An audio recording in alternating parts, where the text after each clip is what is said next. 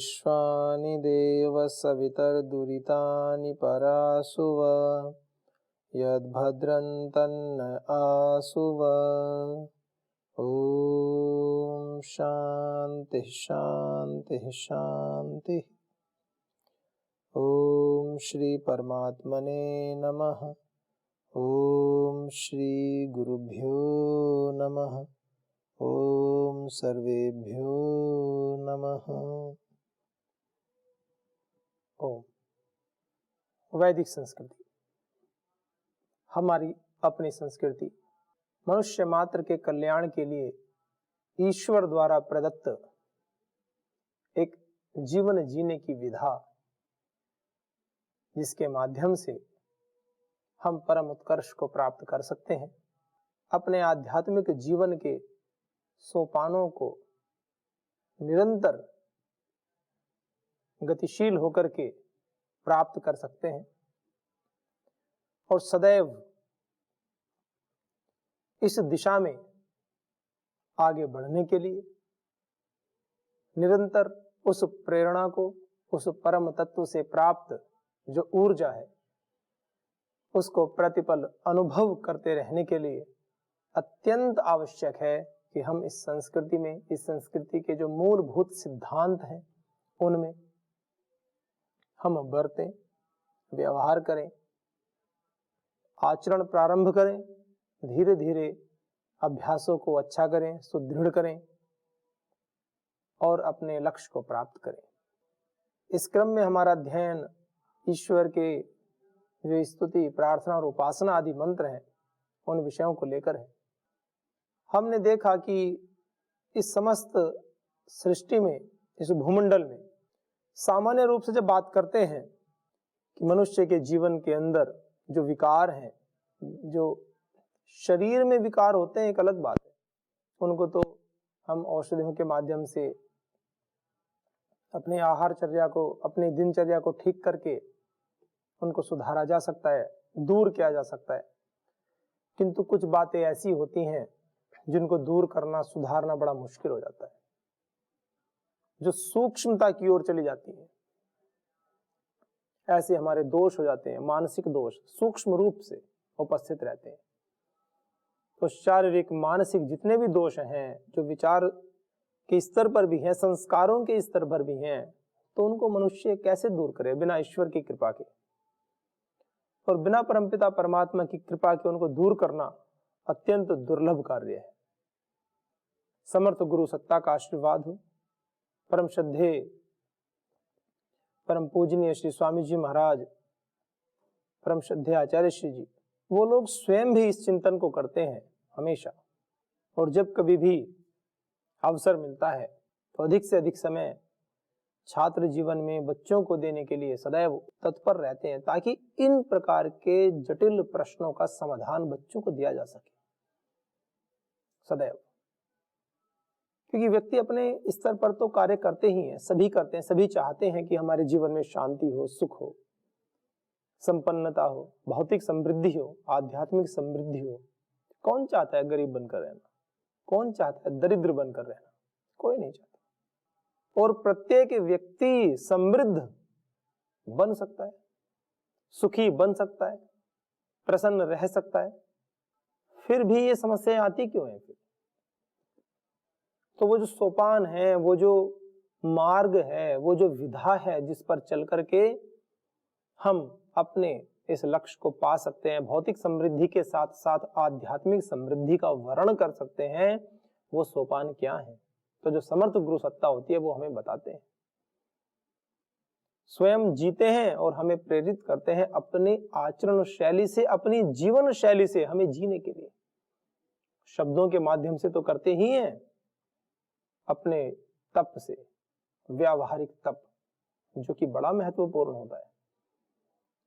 आप इस दृष्टांत से समझ लीजिए कि एक व्यक्ति है जो बहुत पढ़ा लिखा है, लेकिन उसका आचरण बिल्कुल निम्न स्तर का है।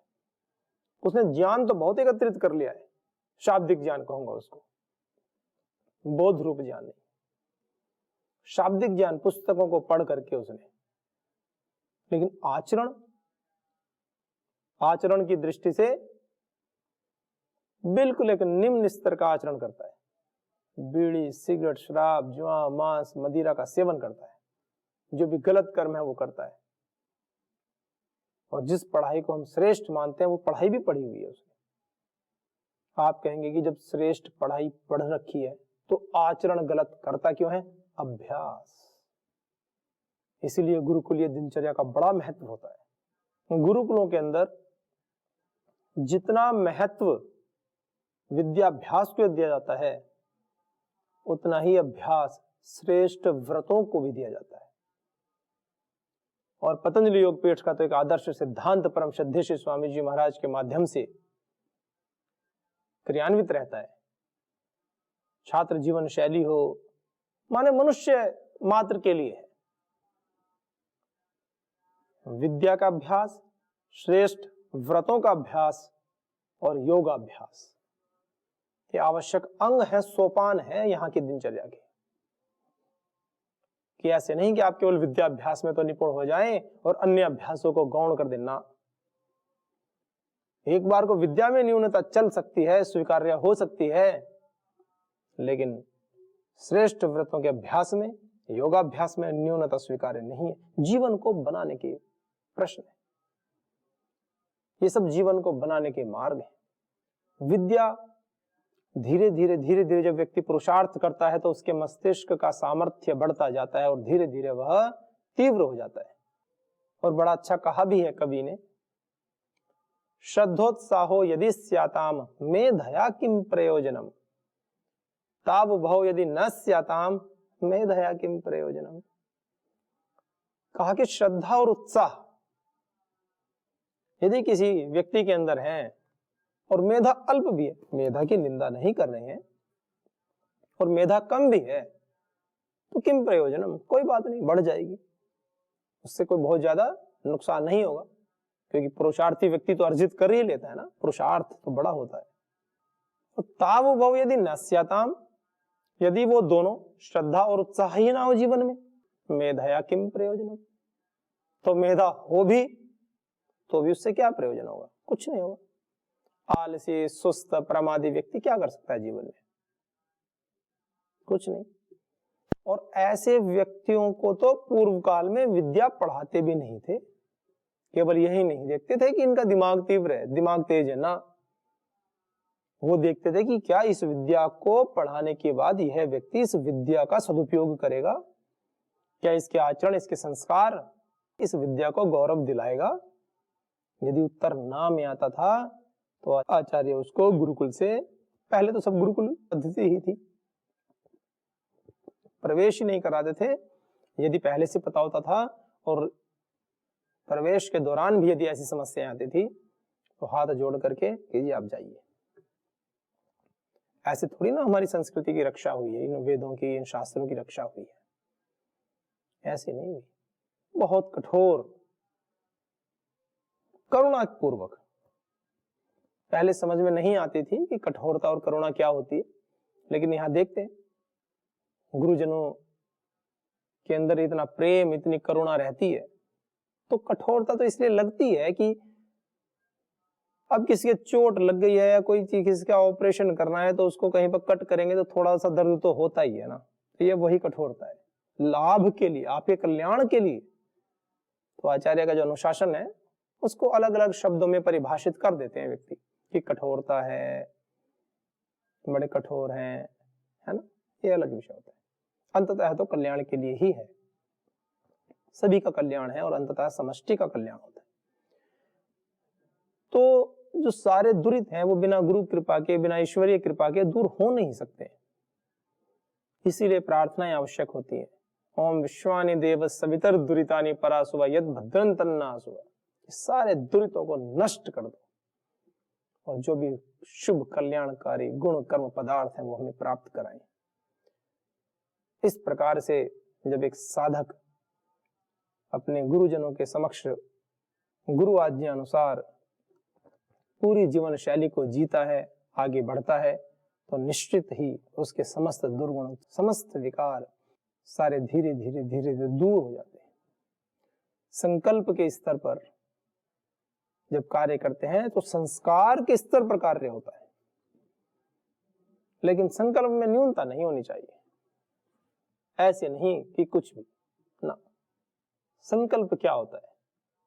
अच्छी प्रकार से किया गया जो है सम्यक रूप से, फिर उसमें विकल्प की आवश्यकता नहीं होनी चाहिए, विकल्प का कोई स्थान नहीं होना चाहिए उसमें। तो ये बड़े अच्छे मंत्र हैं। हिरण्यगर्भः समवर्तताग्रे भूतस्य जातः पतिरेक आसीत् स दाधार पृथ्वीं दिवं च। कितनी सुंदर बात है। ये ब्रह्मचर्य सूक्त का मंत्र याद आ जाता है जब ये वाला मंत्र बोलता हूं कि ब्रह्मचारी श्नश्चरति रोदसी उभे तस्मिन् देवाः सम्मनसो भवन्ति स दाधार पृथ्वीं दिवं च स आचार्यं तपसा विपर्ति। आचार्य को अपने तप से संतुष्ट करते हैं ब्रह्मचारी। इसके बाद आगे लेंगे इस विषय को भी। ब्रह्मचर्य सूक्त बड़ा सुंदर सूक्त है, हमारी संस्कृति में रचा बसा सूत्र है, प्रत्येक मनुष्य मात्र के लिए बना है, और जो विशेषकर ब्रह्मचारी हैं, पढ़ाई कर रहे हैं, उनके लिए तो जबरदस्त है। तो ये मंत्र क्या कहता है? ईश्वर की महिमा का मंत्र है। ओम हिरण्यगर्भः समवर्तताग्रे भूतस्य जातः पतिरेक आसीत् स दाधार पृथ्वीं द्यामुते मां कस्मै देवाय हविषा विधेम। ऐसे तो इस मंत्र की व्याख्या तो हम कर चुके हैं।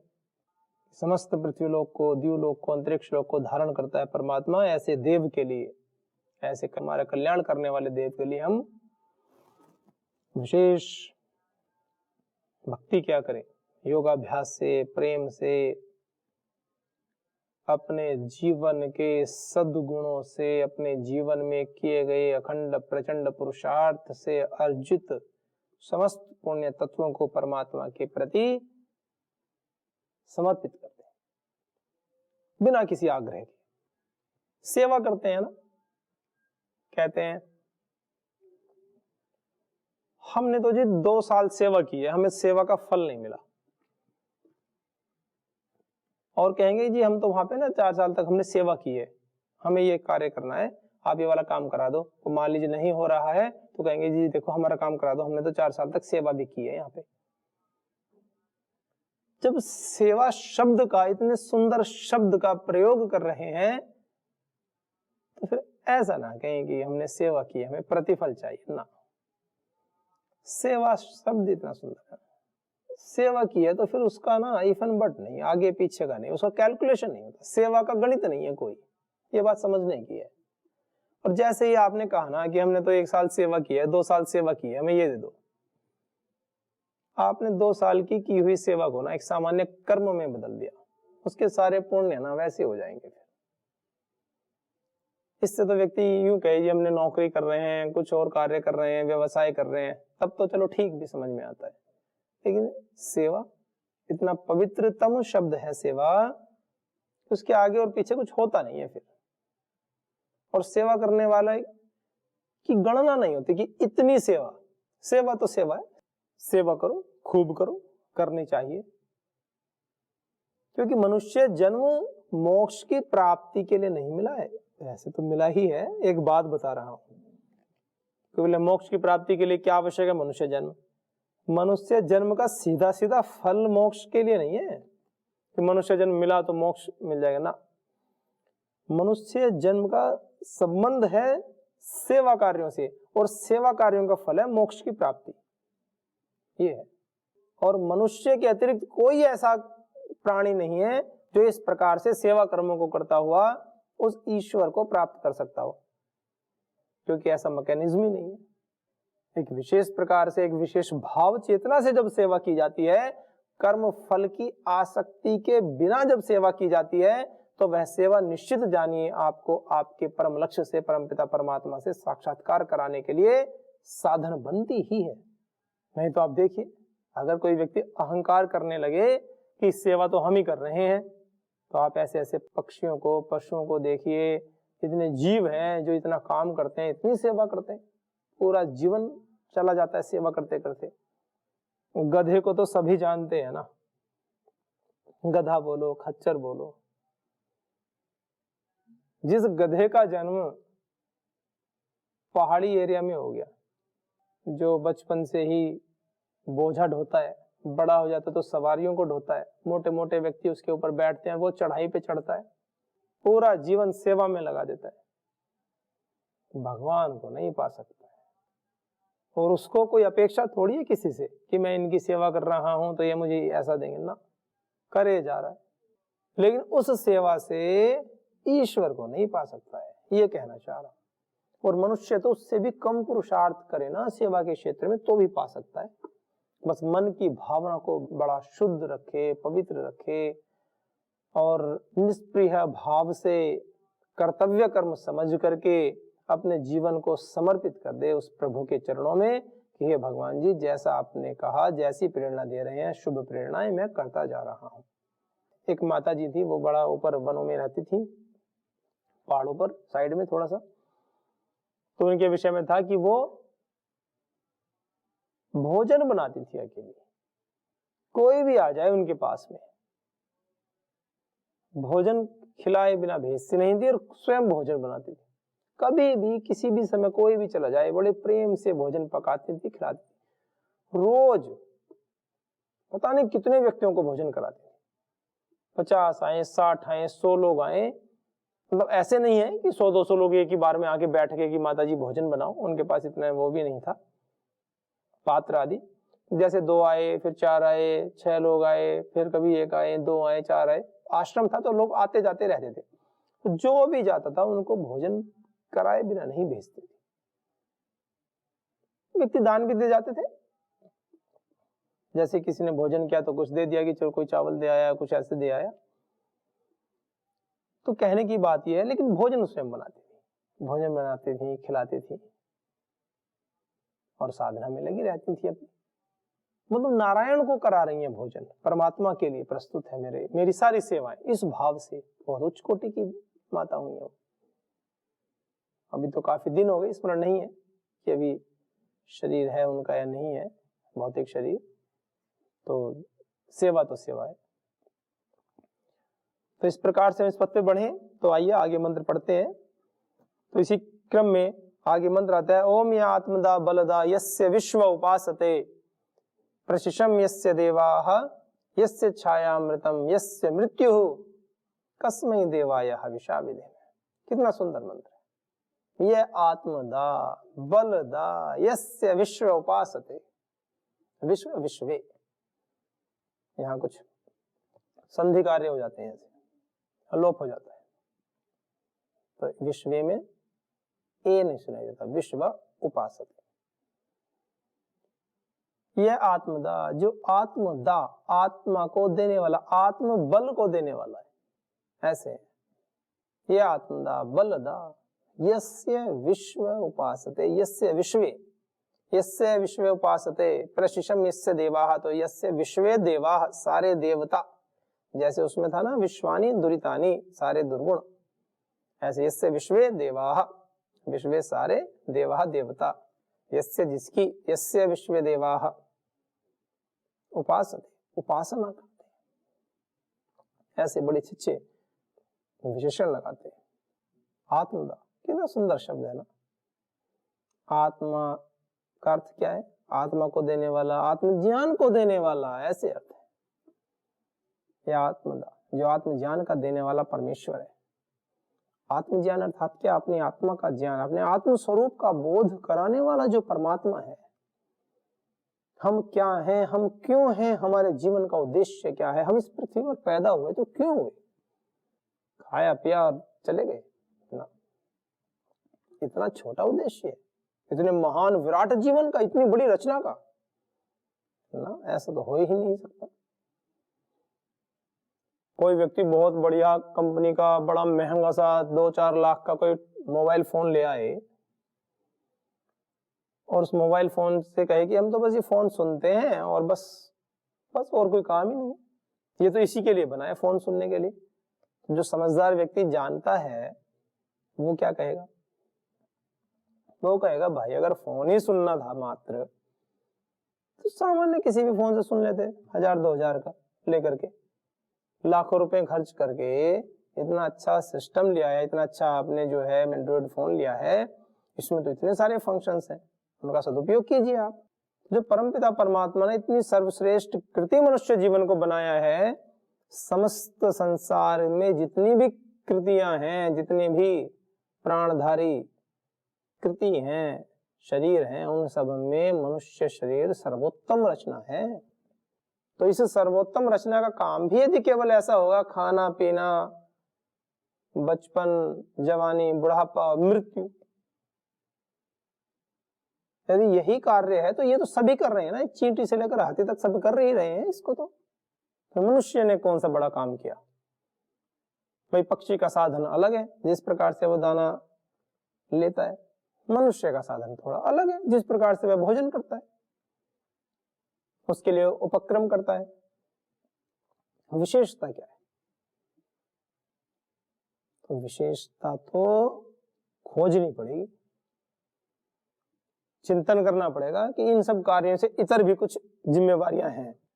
तो वो जिम्मेवारी क्या है? तो बता रहे हैं यह आत्मदा, जो परमात्मा आत्मज्ञान का देने वाला है। किसको देने वाला है? हमें, हम प्राणियों को, हम मनुष्यों को, हम भाई बहनों को, क्योंकि उनके अंदर ही सामर्थ्य है जो उस आत्म स्वरूप का बोध कर सकते हैं, उस परमात्मा का बोध कर सकते हैं, जो हम क्या हैं, हमारे आत्म स्वरूप का, हमारे अंतःकरण में विराजमान उस परमात्मा के स्वरूप का बोध हमें करा सकता है। केवल ये शरीर करा सकता है। इस शरीर में, मनुष्य शरीर में ही बोध हो सकता है। आप कहेंगे जी ऐसे कैसे, परमात्मा तो सर्वत्र व्यापक है, सब जगह बोध हो जाएगा। हो तो सब जगह जाएगा, लेकिन होने के लिए वो इंस्ट्रूमेंट भी तो चाहिए, वो मंत्र भी तो चाहिए।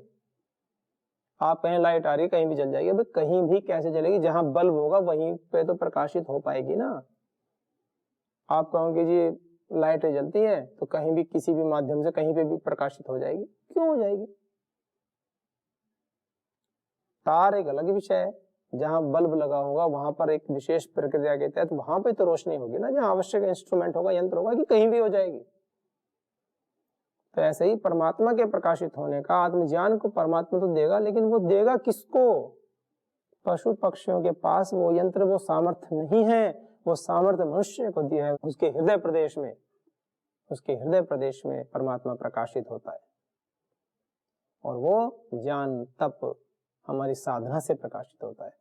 तो कहा परमात्मा कैसा है? वो आत्मदा, आत्मस्वरूप का, आत्मज्ञान का, अपने ही ज्ञान का देने वाला है परमात्मा मनुष्य को, और बलदा, बल का देने वाला।